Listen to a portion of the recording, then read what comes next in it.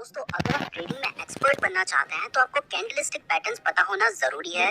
और जब आपको पता होगा कि इस टाइप की कैंडल बनने के बाद शेयर की प्राइस ऊपर जाती है और इस टाइप की कैंडल बनने के बाद शेयर की प्राइस नीचे आती है, तो सोचिए इस नॉलेज का यूज करके आप कितना पैसा कमा सकते हैं। इसलिए इस एक वीडियो में मैं आपको 6 कैंडलस्टिक पैटर्न्स बताने जा रहा हूँ जिनका यूज करके आप पता लगा सकते हैं कि शेयर की प्राइस ऊपर जाएगी या नीचे। और ध्यान रहे कि वीडियो सिर्फ एजुकेशन पर्पस के लिए है। अगर आप स्टॉक मार्केट में इन्वेस्टमेंट या ट्रेडिंग करते हैं तो अपने रिस्क पर करें और इन्वेस्ट करने से पहले खुद भी रिसर्च जरूर कर लें। और चाहे आपको लाइफ में कितना भी भरोसा हो, कभी भी लोन लेकर इन्वेस्टमेंट या ट्रेडिंग ना करें, क्योंकि सब बहुत बड़ी मुसीबत में पड़ सकते हैं। चलिए दोस्तों, अब हम सभी इंपॉर्टेंट कैंडलस्टिक पैटर्न्स को समझते हैं। सो दोस्तों, इस वीडियो में हम जिन भी कैंडलस्टिक पैटर्न्स के बारे में बात करने जा रहे हैं, उन सभी कैंडलस्टिक पैटर्न्स का नाम आपको भी स्क्रीन पे नजर आ रहा होगा। इसमें हमारा जो फर्स्ट नंबर का कैंडलस्टिक पैटर्न है उसका नाम है हैमर कैंडलस्टिक पैटर्न। तो दोस्तों, हैमर यानी हथौड़ा। तो आपको नाम से ही पता चल रहा है कि इस पैटर्न में जो कैंडल बनती है वो हथौड़े जैसी दिखाई देती है। और अभी आपको स्क्रीन पे जो कैंडल नजर आ रही है वो भी आपको थोड़ी बहुत हथौड़े जैसी लग रही होगी। इसकी जो नीचे लंबी सी डंडी है इसको लोअर विक कहा जाता है और ऊपर छोटी सी जो डंडी निकली है इसको अपर विक कहा जाता है। अब मैं आपको 4 ऐसी कंडीशंस बताऊंगा जिन कंडीशन से आप आइडेंटिफाई कर सकते हैं कि एक कैंडल हैमर कैंडल है या फिर नहीं। सो दोस्तों, हैमर कैंडल को आइडेंटिफाई करने के लिए ये 4 कंडीशंस होना बहुत ज्यादा जरूरी है। पहला, शेयर डाउन ट्रेंड में होना चाहिए, यानी कि शेयर की प्राइस गिर रही होनी चाहिए। अगर शेयर की प्राइस बढ़ रही है तब हम इसे हैमर सिग्नल कंसीडर नहीं करेंगे। दूसरा, एक कैंडल को हैमर कैंडल बनने के लिए उसकी जो अपर विक है वो या तो नहीं होनी चाहिए या बहुत छोटी होनी चाहिए, और जो लोअर विक है वो बहुत लंबी होनी चाहिए। उसकी बॉडी का जो साइज है उसके डबल से भी लंबी होनी चाहिए। तो अभी आपको स्क्रीन पे जो कैंडल नजर आ रही है इसकी जो अपर विक है वो बहुत छोटी है और जो लोअर विक है वो बहुत लंबी है, इसलिए ये एक हैमर कैंडल है।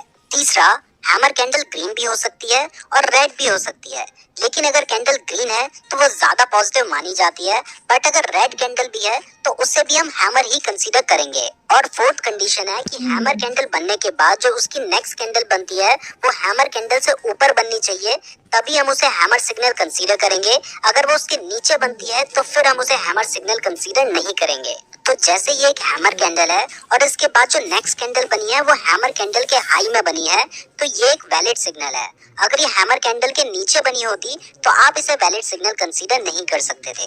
तो दोस्तों, अगर ये चारों कंडीशंस फुलफिल होती हैं तो इसका मतलब है कि यहाँ से मार्केट ट्रेंड चेंज कर सकता है। अभी तक शेयर की प्राइस नीचे गिर रही थी, यहाँ से ऊपर उठ सकती है, तो ये एक बुलिश सिग्नल है और आप यहाँ पर बाय कर सकते हैं।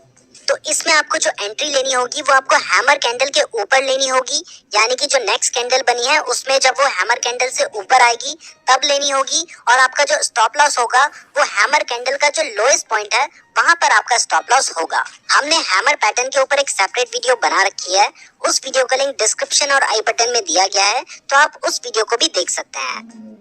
ना दोस्तों, हैमर कैंडलस्टिक पैटर्न बनने के बाद हमारा जो नेक्स्ट कैंडलस्टिक पैटर्न है वो है हैंगिंग मैन कैंडलस्टिक पैटर्न। ये पैटर्न दिखने में तो बिल्कुल हैमर जैसा ही दिखाई देता है, लेकिन ये बेयरिश सिग्नल देता है, यानी कि इस पैटर्न के बनने के बाद शेयर की प्राइस गिर सकती है। अब हैंगिंग मैन पैटर्न के लिए भी 4 कंडीशन जरूरी है।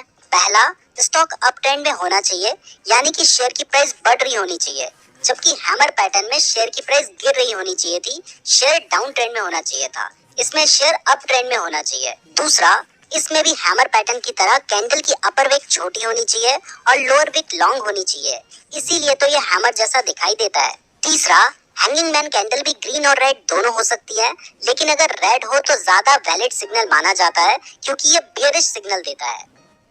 और चौथा, हैंगिंग मैन कैंडल बनने के बाद जो नेक्स्ट कैंडल है वो हैंगिंग मैन कैंडल के नीचे बननी चाहिए। तो जब ये 4 कंडीशंस फॉलो होती हैं तो इसका मतलब है कि ट्रेंड चेंज होने वाला है। अभी तक शेयर की प्राइस बढ़ रही थी, अब नीचे गिर सकती है, तो ये एक बेयरिश सिग्नल है और यहाँ पर आप शॉर्ट सेल कर सकते हैं। इसमें आपकी एंट्री जो नेक्स्ट कैंडल नीचे बनी है उसमें होगी और आपका स्टॉप लॉस, क्योंकि आप शॉर्ट सेल कर रहे हैं, तो हैंगिंग मैन कैंडल के हाईएस्ट पॉइंट पर होगा। अगर आपको हैमर और हैंगिंग मैन कैंडल में अभी भी कोई कंफ्यूजन है तो वो इस पिक्चर को देखकर क्लियर हो जाएगा। हैमर डाउन ट्रेंड में बनता है जबकि हैंगिंग मैन अप ट्रेंड में बनता है। हैमर बाय सिग्नल देता है जबकि हैंगिंग मैन सेल सिग्नल देता है। ना दोस्तों, हमारा जो थर्ड कैंडलस्टिक पैटर्न है वो है इन्वर्टेड हैमर। इन्वर्टेड का मतलब होता है उल्टा, यानी कि ये एक उल्टा हैमर है, लेकिन इसका सिर्फ नाम उल्टा है। इसका काम बिल्कुल हैमर पैटर्न जैसा ही है।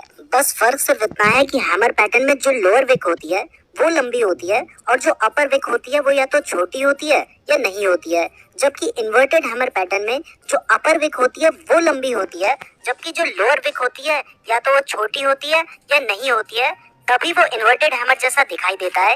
एक कैंडल को इन्वर्टेड हैमर बनने के लिए ये 4 कंडीशंस फुलफिल होनी चाहिए। पहला, शेयर डाउन ट्रेंड में होना चाहिए, यानी कि शेयर की प्राइस गिर रही होनी चाहिए।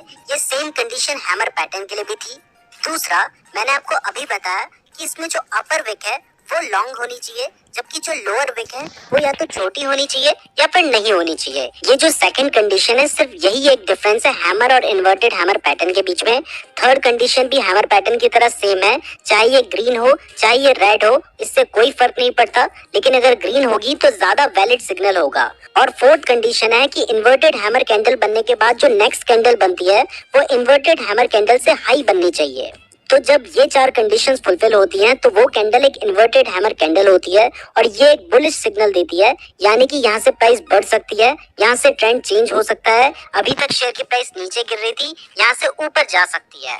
तो आप चाहें तो आप बाय कर सकते हैं। अगर आप बाय करते हैं तो इन्वर्टेड हैमर कैंडल के बाद जो नेक्स्ट कैंडल बनती है आपको वहां पे एंट्री लेनी होगी और आपका स्टॉप लॉस होगा इन्वर्टेड हैमर कैंडल का लोएस्ट पॉइंट।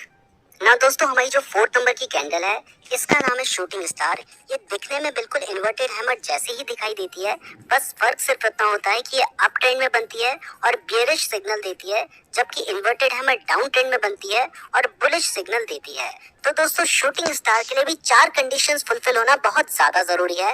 पहला, स्टॉक अप ट्रेंड में होना चाहिए, यानी कि शेयर की प्राइस बढ़ रही होनी चाहिए, उसके बाद शूटिंग स्टार कैंडल बने। जबकि इन्वर्टेड हैमर में शेयर की प्राइस गिर रही होनी चाहिए थी और स्टॉक डाउन ट्रेंड में होना चाहिए था। दूसरा, शूटिंग स्टार में जो अपर विक है वो लॉन्ग होनी चाहिए और जो लोअर विक है वो शॉर्ट होनी चाहिए, बिल्कुल इन्वर्टेड हैमर की तरह। तीसरा, शूटिंग स्टार कैंडल ग्रीन भी हो सकती है, रेड भी हो सकती है, लेकिन अगर रेड हो तो ज्यादा वैलिड सिग्नल माना जाता है क्योंकि ये एक बियरिश सिग्नल दे रहा है। और चौथा, शूटिंग स्टार कैंडल बनने के बाद जो नेक्स्ट कैंडल बनती है वो शूटिंग स्टार कैंडल से नीचे बननी चाहिए, तभी हम कंफर्म हो सकते हैं कि इसके बाद शेयर की प्राइस नीचे गिर सकती है। तो दोस्तों, अगर ये चारों कंडीशन फुलफिल होती हैं तो आप शेयर को बेच सकते हैं या फिर शॉर्ट सेल कर सकते हैं, क्योंकि ये एक बियरिश सिग्नल देता है और इससे पता चलता है कि इसके बाद शेयर की प्राइस नीचे गिर सकती है। अगर आप शॉर्ट सेल करते हैं तो शूटिंग स्टार कैंडल के बाद जो नेक्स्ट कैंडल बनेगी आपने वहां पे एंट्री लेनी होगी और आपका स्टॉप लॉस होगा शूटिंग स्टार कैंडल का जो हाईएस्ट पॉइंट है वहां पर। ना दोस्तों, हमारा जो 5th कैंडलस्टिक पैटर्न है वो है बुलिश एनगल्फिंग। इसके नाम से ही पता चल रहा है कि ये बुलिश सिग्नल देती है। तो जब भी कभी मार्केट डाउन ट्रेंड में होता है और डाउन ट्रेंड में एक ऐसी रेड कैंडल बनती है और उस रेड कैंडल के बाद एक ऐसी ग्रीन कैंडल बनती है जो कि फर्स्ट रेड कैंडल को पूरा एनगल्फ कर लेती है, यानी कि कवर कर लेती है, तो ये होता है बुलिश एनगल्फिंग।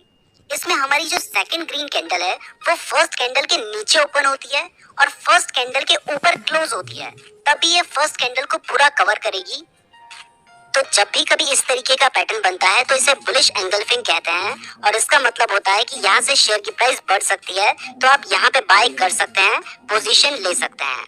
अगर आप बाय करना चाहते हैं तो इस ग्रीन कैंडल के बाद जो नेक्स्ट कैंडल बनेगी आपको वहां पे बाय करना होगा। वो कैंडल इस ग्रीन कैंडल के ऊपर बननी चाहिए और आपका जो स्टॉप लॉस होगा वो ग्रीन कैंडल का जो लोएस्ट पॉइंट है वहां पर होगा, आपको स्क्रीन पे नजर आ रहा है ना। दोस्तों, हमारा जो 6th कैंडलस्टिक पैटर्न है इसका नाम है बियरिश एनगल्फिंग।